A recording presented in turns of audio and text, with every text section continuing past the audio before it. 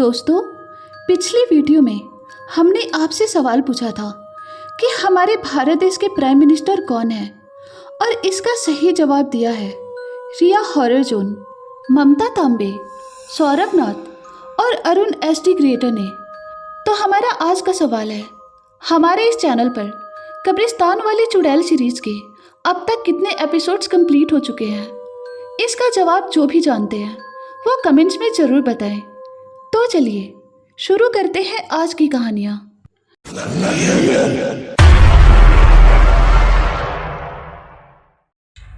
पिशाच लोक में सभी पिशाच और पिशाचनियों के बहुत ही ज़्यादा बुरे हालात हो चुके थे, क्योंकि उनकी महारानी कर्ण पिशाचनी को एक पृथ्वी पर रहने वाले रिकी नाम के इंसान ने उसकी साधना करके उस कर्ण पिशाचनी को सिद्ध किया था। इसलिए कर्ण पिशाचनी को उस रिकी नाम के इंसान की पत्नी बनकर एक आम इंसान की तरह पृथ्वी लोक पर ही रहना पड़ा। और उसके बाद से ही पिशाच लोक के हालात बिगड़ने लग गए। वहाँ के सारे पिशाच और पिशाचनी मिलकर सोचने लग गए कि उनकी महारानी कर्ण पिशाचनी को वापस कैसे लाएं। पिशाच लोक के बिगड़ते हुए हालात वहाँ की महाडायन रितिका देख रही थी। उसके बाद महाडायन रितिका कर्ण पिशाचनी को वापस लेने खुद पृथ्वी लोक पर चली गई और उसने एक इंसान का रूप धारण कर लिया। महाडायन ने अपना नाम रीना रखा और वो कुछ दिनों तक रिकी के ऑफिस में एज असिस्टेंट काम करने लग गई। पृथ्वी लोक पर महाडायन रितिका अपने हर मकसद में कामयाबी हासिल कर रही थी। उसके हर जाल में रिकी फंस रहा था। धीरे धीरे वो रीना से प्यार करने लगा और आखिर में उसने रीना को शादी के लिए प्रपोज कर दिया।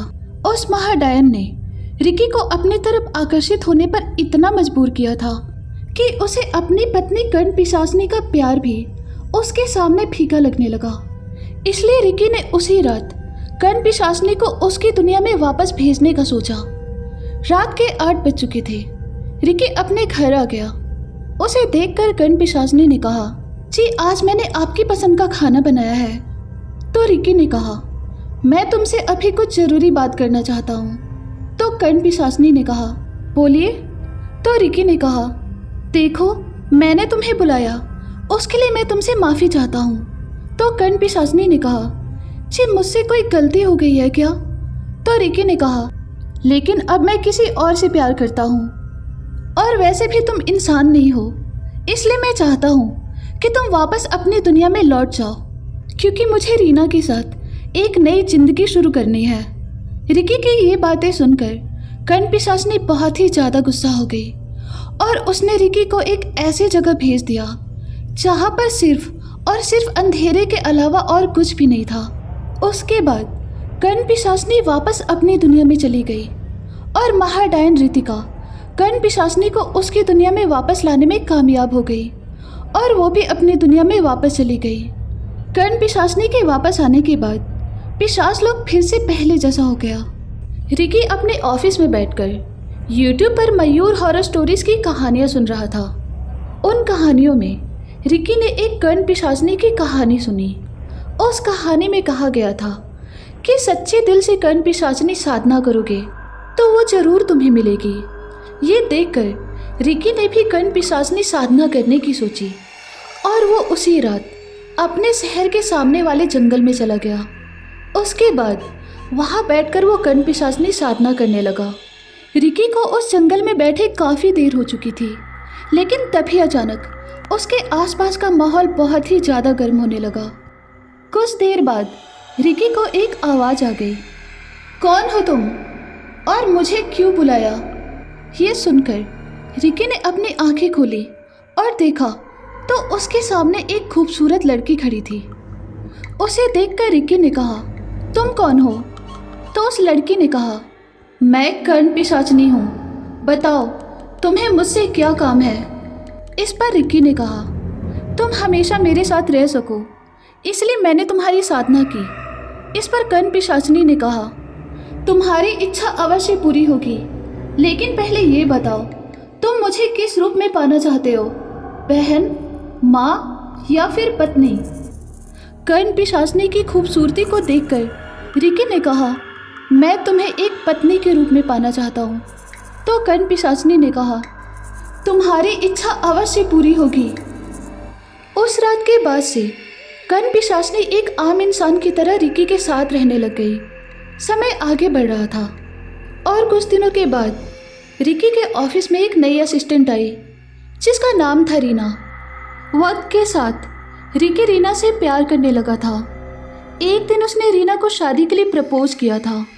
वो सुनकर रीना ने कहा, लेकिन आपकी तो शादी हो चुकी है ना। उसके बाद रिकी ने रीना को कर्ण पिशाचनी की सारी बातें बताई। ये सुनकर रीना ने कहा, लेकिन फिर भी आज भी वही आपकी पत्नी है।